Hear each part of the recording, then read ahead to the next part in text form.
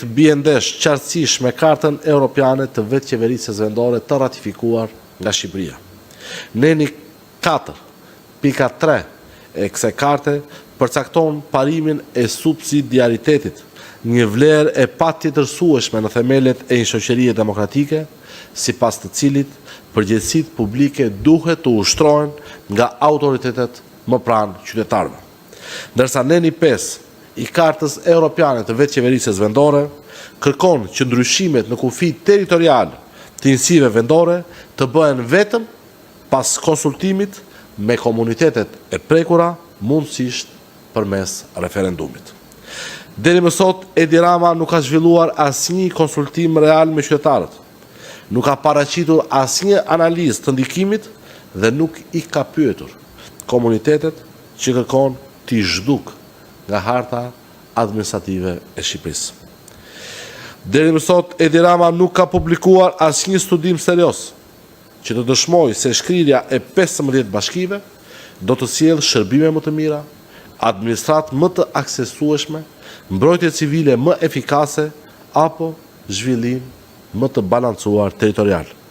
Përkundrazi, rreziku është që mira qytetar, sidomos në zonat më të thella rurale dhe malore, të kenë tani më pak akses në shërbime dhe më shumë bariera administrative. Në bashkinë Fusharës, banorët e zonave të Iballës, Berishës, Mërturit dhe Shopelit do të përballen me distanca kilometrike edhe më të mëdha. Në Poliçan, komunitetet e Tërpanit, Vërtopit dhe zonave malore të Tomorit kërkojnë një administratë pranë tyre dhe jo një largim të saj. E njëjta problematikë do të prek banorët e Zagorisë në Libohov, në zonat e thella të Këlqyrës, të Memaliajt, Selenicës, Maliqit, Prenjasit, Klosit dhe të gjithë zonave të tjera që qeveria synon t'i zhduk përgjithmonë nga harta e re administrative.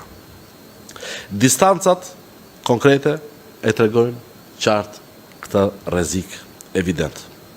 Fshati më i largët në bashkinë e Poliçanit, Tomor i vogël, banorët e së cilës sot përshkruajnë 18 kilometra për të marrë një dokument apo një shërbim në këtë bashki, pas reformës duhet të përshkruajnë 57 kilometra për të shkuar deri në Berat.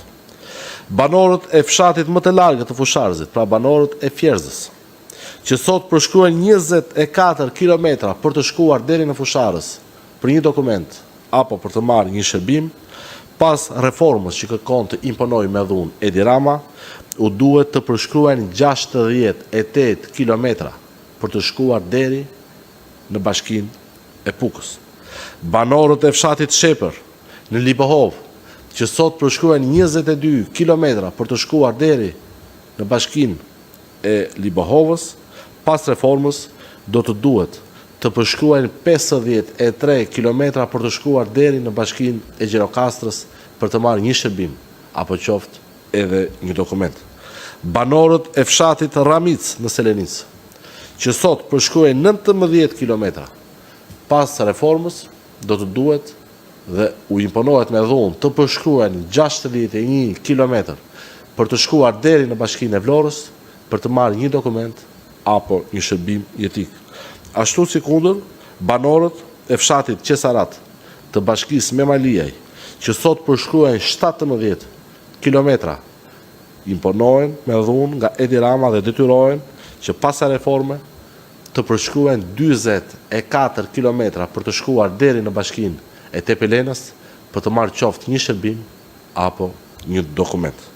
Pra, a është kjo reformë që e afron shtetin me qytetarin, apo një reformë që e largon deri në torturë barbare qytetarin nga shteti, përfshi kostot e shtuara ndaj tij.